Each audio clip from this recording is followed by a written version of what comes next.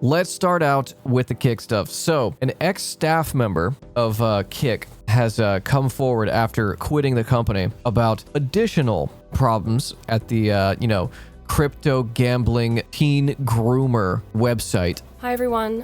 For those of you who don't know who I am, which is probably 99% of you, my name's Melissa and I was previously employed by Kick and Stake. There's been a couple of controversies recently that I've posted on my Twitter just in regards to how they've treated me since I left.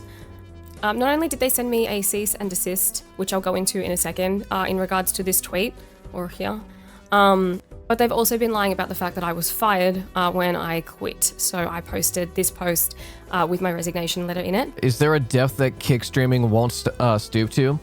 I've been told multiple times since I quit that they are going around saying I was fired and making up ridiculous reasons why. Let's put this to bed right now. Here's a screenshot of my resignation email.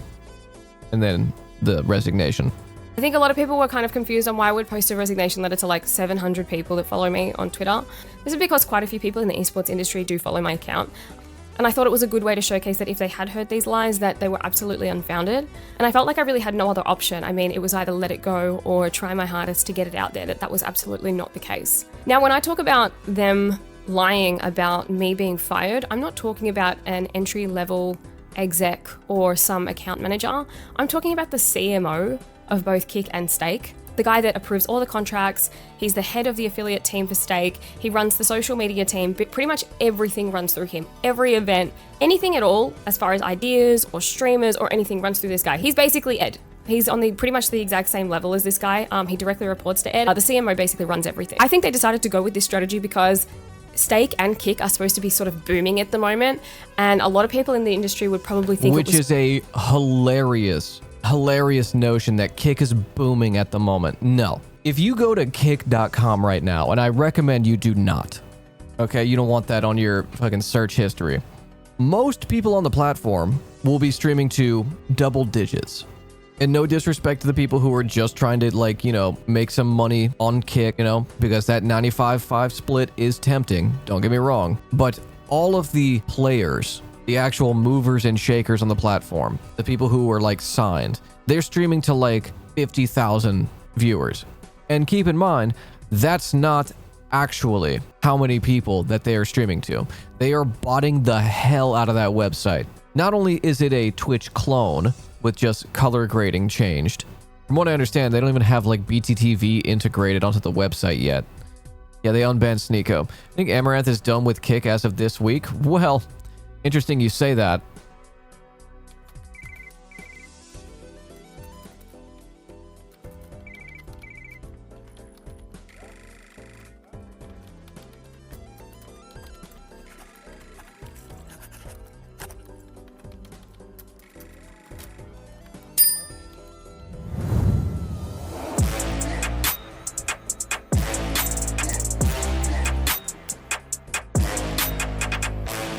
Unclear who she signed with, but I'm willing to bet you she signed a renewal contract with Twitch. It is a benefit to Twitch that Kick exists. It makes the platform better. It makes our platform better, Twitch. That it is a magnet for the worst people on the internet. It says Jeff Bezos on the contract she signed. Yeah, I saw that as well. So probably coming back to Twitch. It's crazy for someone to leave because it's such a big opportunity, and it really is, especially being in Australia where we really don't have a big entertainment industry at all. So, this is kind of a once in a lifetime opportunity for people.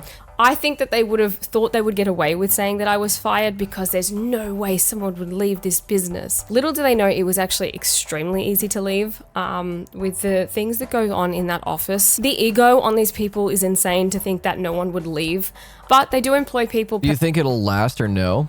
I think Kick will be around for a while, but they will ban a bunch of people. I think if any consequences come of this, it will be that Amazon will cut off AWS because of some kind of liability of this website being used as a, groomer website. By and large, it will just remain a magnet for the worst people. Yeah, it's not drama. It's deep cut internet culture, but it's not drama. It's just crimes. and conduct it themselves and work with zero integrity. So I'm not surprised that they were surprised that I would leave. I guess that was a mistake on their point to even employ someone like me, thinking that I would be okay with even a quarter of the things that happen in that office. It's important to note that the office environment for me was extremely hostile. Not only because I was being treated pretty poorly by a couple of individuals and the people that I went to for help were not helpful at all, but because there was just a consistent disrespect to other people's opinions and beliefs. And this went as far as to just consistently hearing the F slur. And not even just in jest, like as a joke, it was specifically, targeted towards people that it was supposed to discriminate against. Even so much as to walk past the socials room, the guys that run the, kick streaming and kick community, and hear the N-word just dropped. Hard R. And I'm like, what is this office? How? And they had the executive, like the upper management was in the room. I came from companies that if you said anything slightly offensive, you were in trouble, if not fired. But sounds like every corporate I've worked for, dismissal of opinions, racism, sexism, etc. Yeah. This sounds very much like a lot of corporate environments I've been in. I guess the main difference is that these are top level managers and executives that are doing this in a small work environment, because I can't imagine that it's a big company, right? Big office building or anything like that. Yeah, you have to say it or you're fired. And welcome. The F slur clause. So I speak about the fact that I needed flexible working arrangements and that they were revoked. A lot of people assumed that I needed to be home all the time, or I was working from home, or I wasn't showing up from work, or I was taking a ridiculous amount of time off, which is just absolutely not the case. So my daughter started school in February, and every second week I needed to pick her up. So I would get in at around 9:30 after dropping her off. I wouldn't take any breaks or have lunch, and I would leave by about 2:30. It's important to note that a lot of staff members work from home, and we absolutely didn't have a stringent office working environment where we couldn't actually access information outside of the office. I would be working from 7 p.m. to 11 p.m. outside of work hours after doing a day's work. So it was very normal to work from home anyway. And all I needed to do was work from home for a couple of hours at the end of the day to pick up my daughter every Why is she not a perfect victim? What do you mean? I don't even think it's a question of whether or not she is a victim. This is simply an expose or, talking about her experiences at the company. That's like every salary job I've ever had, they always want more and more of your time. That is not the problem, right? The corporate taking phone calls, answering emails, doing video chat calls after working hours, that's unfortunately pretty normal. She's going to get into the more depraved aspects. The stress of not knowing was definitely a part of wanting to leave, but there were two specific incidences in my last couple of weeks, maybe 2-3 weeks, that really solidified the fact that I was absolutely not in the right place. One of these incidences was when I was in a meeting and for those of you who don't know, there's a creator on Kick who got a contract through one of the bigger streamers. This creator has special needs, and we gave him a contract out of good faith and the fact that this bigger streamer was quite a fan of him. Oh my god, oh my god, oh my god. So I wanted to follow up on this guy's contract renewal because the POC was the manager of the partners team. And I don't know if you guys have figured this out or not yet, but he's a massive dick. So I was really concerned that this streamer wasn't going to be treated well, and I was right. So when I asked about this streamer's contract renewal, he had a smirk on his face and goes, I decimated his rate. And this was apparently fucking hilarious because everybody else in the room laughed. I said, well, what did you put it down to? And he proceeded to then brag about the fact that he got him on a below market cent rate for an English streamer. Everybody thought this was funny, and I was shocked. And even if I think about this too much, it actually makes me cry because the thought of how bad this streamer must have felt. There are no words. I have no words about this. It made me, I don't use the word hate very often, but it made me hate this person, which was very difficult because he was managing that Can you explain team. what they did? I'm confused. They hired a neurodivergent streamer, someone on the spectrum who had a sizable audience, and paid them below market rate on their contract because they are autistic. Yeah, for a laugh. So the second incident that happened about 2 days prior to me leaving. And you know for a goddamn fact before she moves into the next topic, you know for a goddamn fact the entire office was just throwing around the most ableism when they were writing out that contract. Which really solidified it. I walked out of this meeting like, it's done. I'm done. I'm out of here. I cannot do this anymore. We were talking about the fact that they were trying to get a very beloved Twitch streamer over to Kick to stream Steak as well. And just for context, this particular streamer had been publicly battling cancer. So they decided to utilize that in their strategy to get this person over.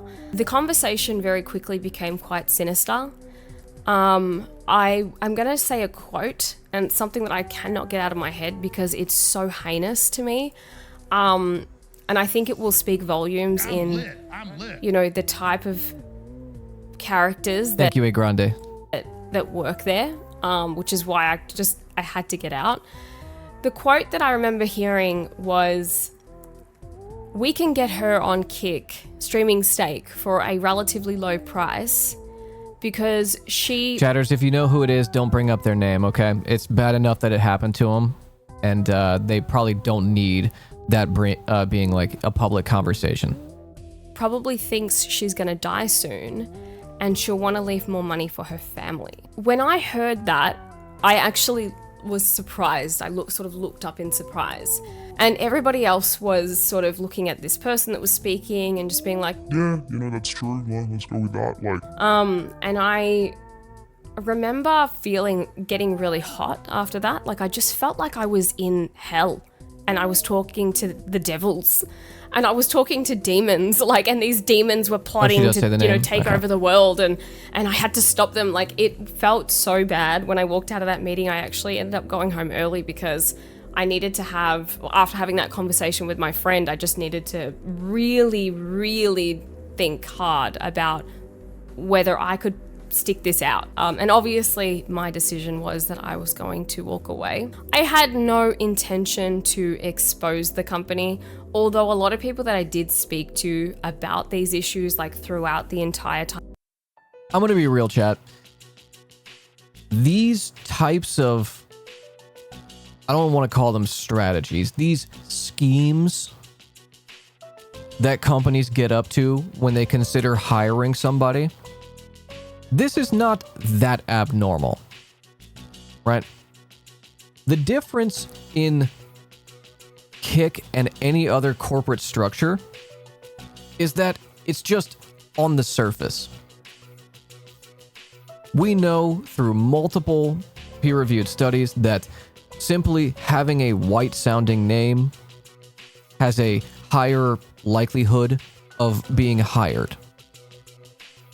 We know that people with pre-existing conditions, pregnant people, people who are going through treatment, people who are going through like addiction and having to go to like, AA or therapy, that they will be discriminated against in their workplace, having some issues in your life and having to like take time off, that you could be fired for that, performance reviews, trying to just unionize your workplace. All this shit exists already. Look at Tesla. Tesla has multiple lawsuits against it right now for racism within their factories, described as a plantation mentality. Activision Blizzard, right? Hyundai and Kia in Alabama, child labor. Hell, Chiquita Fruit Company just had to pay out like a multi-million-dollar lawsuit to the families of victims of the fucking banana wars. This is not that crazy in the grand scheme of capital, but the difference is it's just out in the open. If you are aware of Kick, you know that it is a hive of scum and villainy.